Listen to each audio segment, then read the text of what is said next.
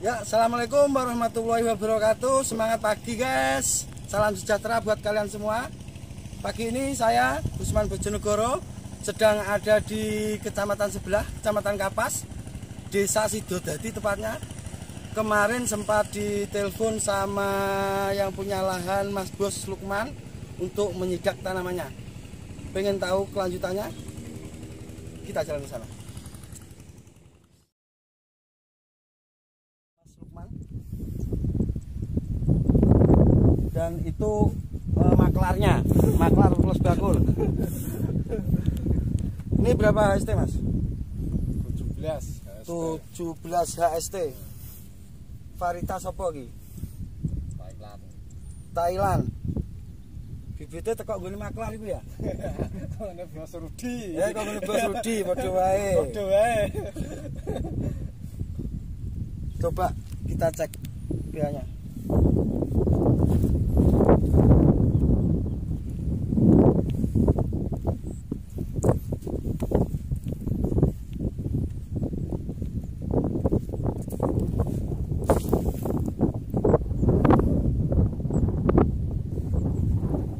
Kedalaman 15 cm.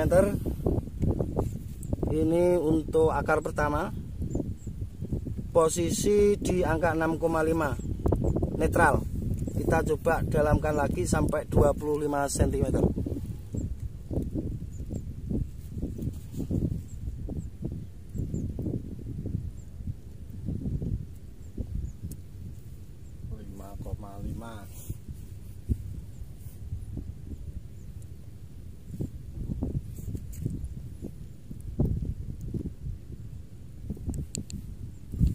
Turun menjadi 5.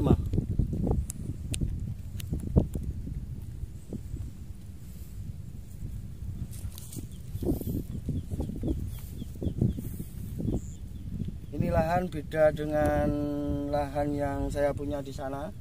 Di sini got tidak perlu dalam-dalam, air sudah bisa keluar, ya Mas ya. Dan ini tanaman terlihat sehat. Tidak terlalu subur tapi bisa dikatakan sehat.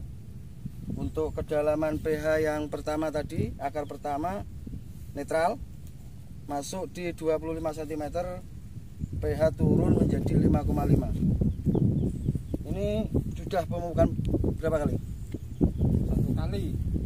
Di HST berapa Mas? 14 hari. Pas di 14 hari masuk pupuk. Ya. Dicek pH-nya Mas? Enggak? Enggak. Nanti kalau masuk pemupukan kedua bisa di 22 HST, bisa dicek dulu pH-nya.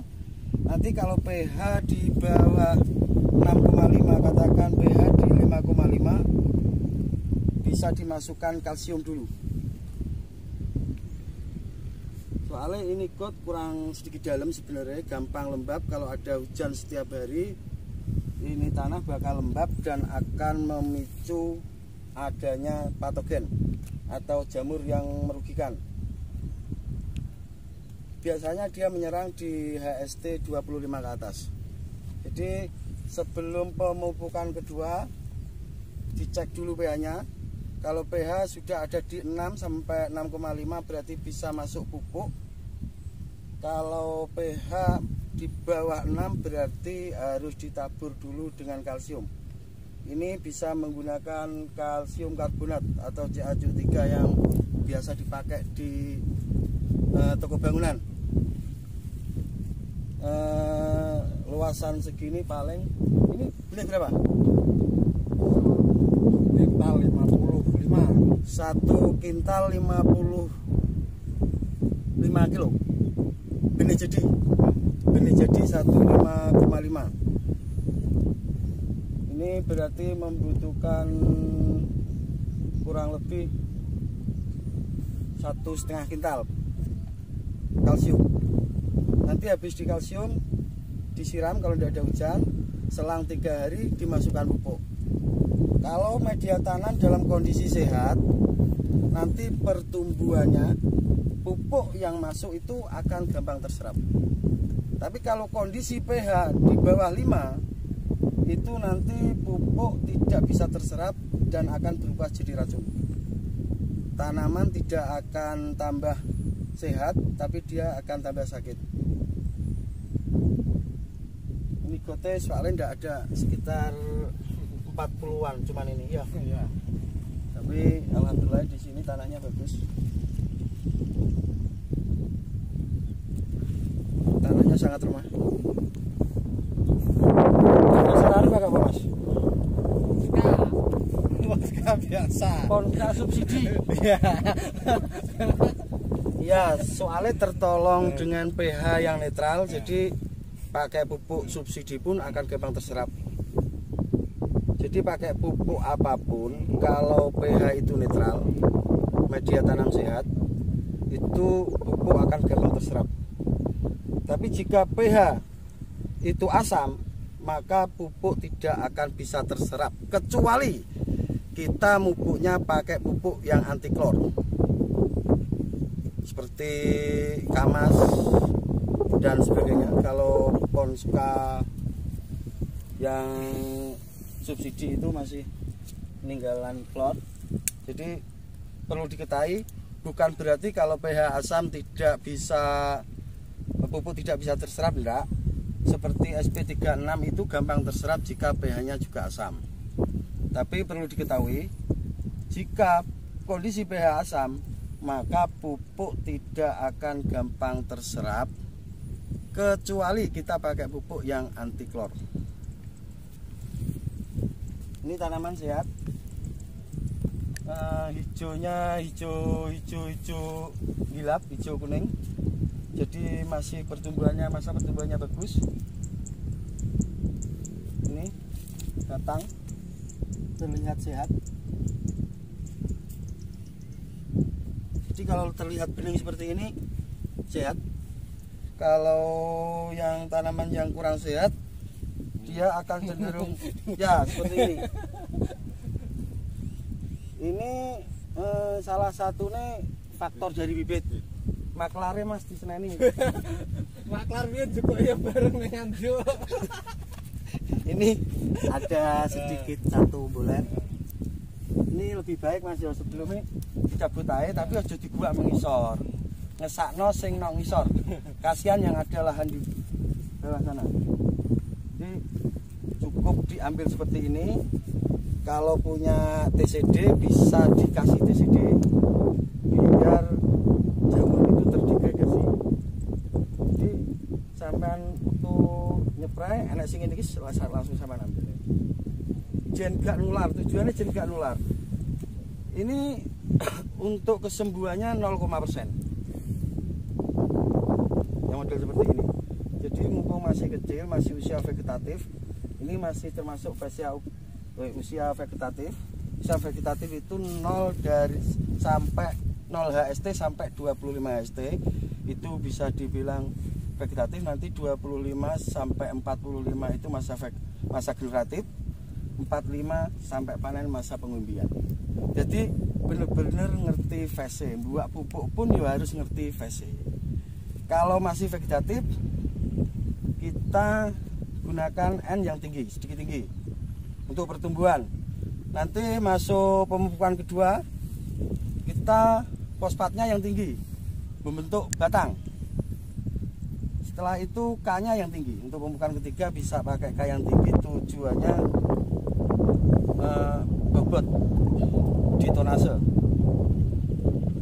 Tapi dari awal juga harus pakai kalium sedikit, walaupun sedikit kita pakai kalium, pakai unsur K. Tujuannya untuk antibodi tanaman. Tapi jangan sampai over unsur K-nya. Kalau unsur K-nya, unsur kaliumnya itu over, bisa menghambat pertumbuhan tanaman.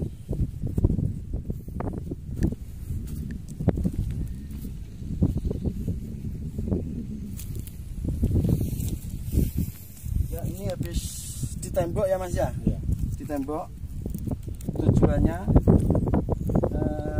air bisa lancar, itu satu. Keduanya biar ini bedengan tidak larut ke got. Dan yang terpenting, kalau kita mupuk, kalau kena hujan tidak glender ya Mas ya. Tujuannya seperti itu. Kita coba cek lagi pH-nya di sini. Kita ambil yang yang di arah barat, sama pemiliknya disuruh ke sini pengen lihat.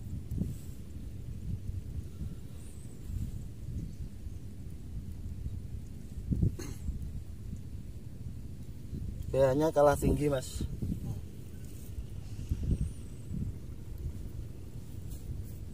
Kita coba di sini. Dan jangan lupa kalau mau pindah kita bersihkan dulu, biar kotorannya bersih, tidak ngikut di sini. Ini yang jarang para petani ketahui. Kita bersihkan dulu. Kita coba di sini.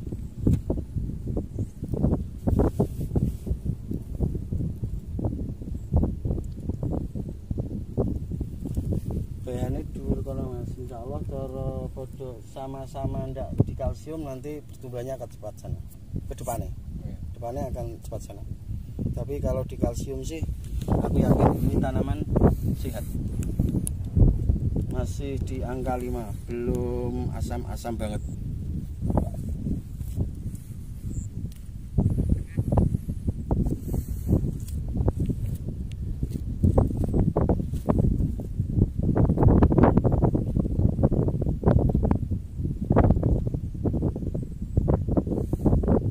Rencananya pupuk kedua mau pakai apa?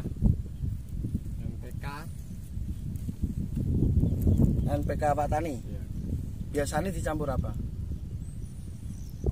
Ora dicampur. Bisa dicampur dengan magnesium, Mas. Magnesium sulfat MgSO4. Katakan kita ambil dari 30 kilo NPK, kita kasih 2 kilo. Cukup dikasih 2 kilo MgSO4. Insya Allah daunnya akan terus hijau, biar unsur makro dan mikronya terpenuhi.